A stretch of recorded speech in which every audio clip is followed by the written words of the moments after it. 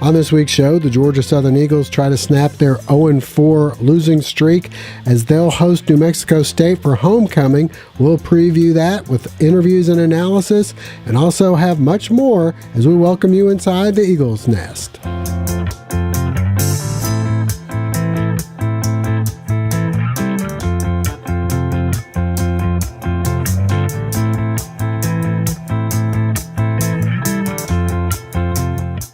Welcome inside the Eagles' nest. I'm your host, Josh Aubrey, being joined by Mike Anthony, sports editor and Georgia Southern beat writer for the Statesboro Herald. And Mike, a Saturday at Paulson Stadium, what? It doesn't happen very often, but it's coming. It's the first one of the year.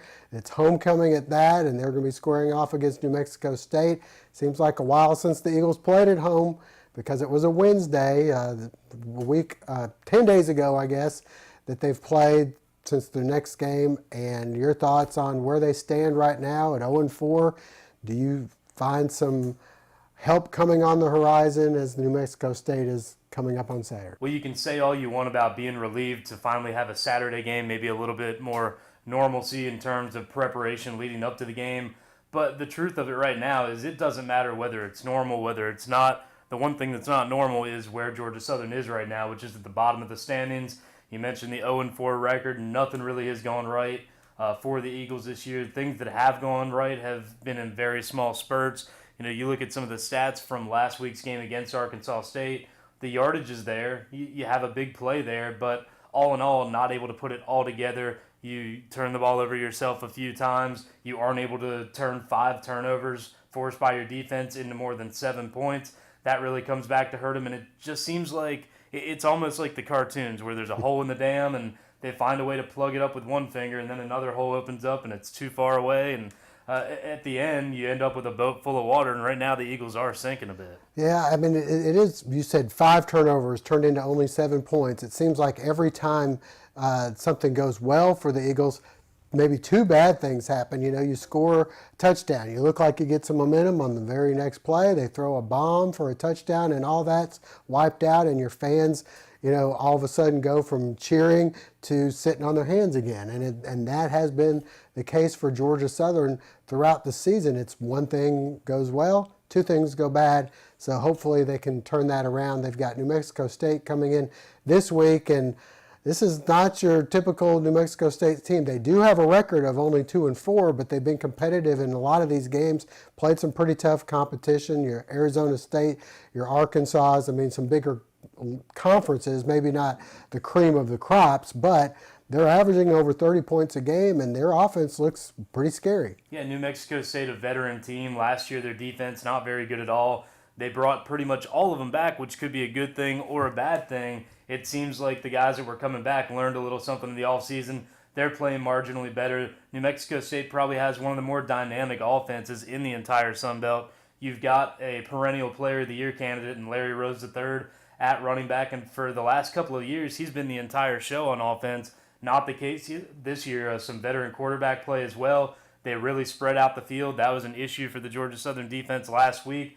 16 touchdowns through the air so far for the Aggies this year. So Georgia Southern secondary, it's been banged up, but it's going to be tested once again.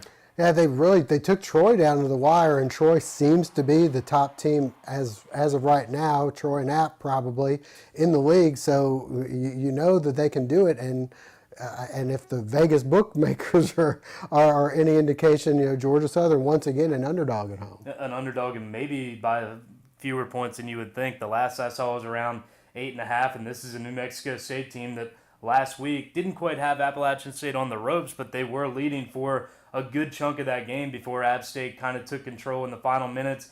Maybe they're a little bit jet lagged. They had to go all the way up the mountain to Boone last week, all the way back out into the desert this week, and now making the trip once again to the East Coast. So maybe the Eagles catch them a little tired. I don't know. Right now, I'm sure the Georgia Southern would take any sort of advantage they can get. All right. Well, we had a chance to talk with head coach Tyson Summers and some of the players about the matchup against New Mexico State. Really just the same thing every week. Just keep, applying pressure to them and just really execute. You know, I don't think we played bad last week. We just played bad on a handful of plays that really cost us. You know, so really about executing every play this week. You know, that's what it's really about. Really, we just got to focus when we're tired. You know, I think that's just what's getting us. You know, we play good for 60, 70 plays, but then 10 plays cost us. You know, so we just got to focus and execute in a moment. Feeling we just gotta break through. Just get it rolling, get one win, and then we can get it rolling.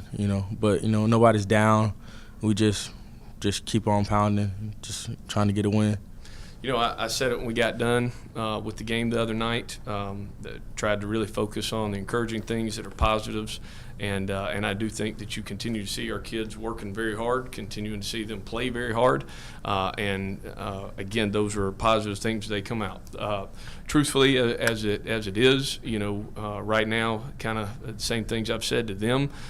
They are very emotional. Obviously, the loss the other night is a very emotional thing. That is a good thing.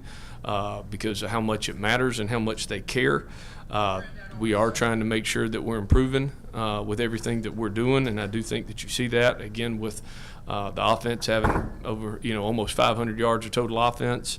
And I think that you see those things, at moments, really on defense. Again, we've got to be more consistent where we're not giving up big plays or not giving the defense big plays on the other side of it. We do have to play with more consistency across the board.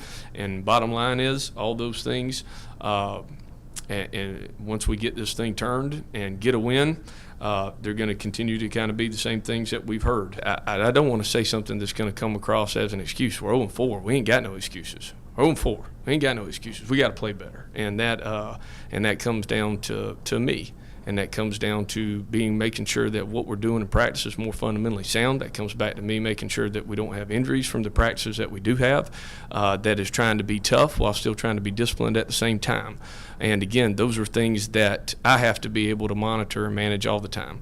To a fan base, when we're playing with as much youth as we are, it's unfortunately where we're at right now. It is, and we've got a lot of guys that are playing extremely well on a high level. But it's like the other night, 4 interceptions, 4 people with their first-time career interceptions, 4 people. We've got a lot of talent. We've got a lot of young guys, and we've got to be able to do a good job as coaches of making sure that we're putting them in the best opportunity to be successful as possible. Right now, they are playing so stinking hard. They're trying to do all the things in all 3 phases that we want them to do. And when it gets turned, what I would tell the fans is it's going to get turned in a big way. And for a long time, because when you're playing 16 freshmen, I think it's 14 sophomores, something like that, guys that are in their first couple years, it does become challenging. And we're in a first-year system on offense where I think you see that improvement each week. In the overall scheme, we were by far in our best rhythm we've been all year last week. Being able to have some success in both running the ball and throwing the ball. And I think that if we clean up 3 or 4 plays, it's really more like 5 or 6 on each side of the ball, man, I think that we've got an impressive performance the other night. If I remember correctly, it's our second Saturday home game in 390 days. Something at that point. So we're excited about being at home on a Saturday and having the support of our fans that we do. New Mexico State's got a good football team, very much improved on defense, playing very well, and Coach Martin has done a good job with those guys, and you see their growth. He's obviously also the offensive coordinator, and you've got a running back in Larry Rose that I think is as good as anybody will see, and a guy that's been a former conference player of the year, and they've also got a quarterback that is very, very talented and knows what he's doing in their system.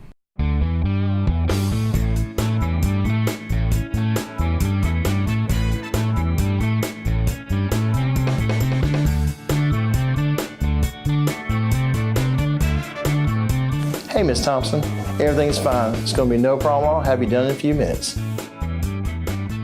My name is Paisley Nordhoff, part owner of Complete Car Care, and I want you to come see me.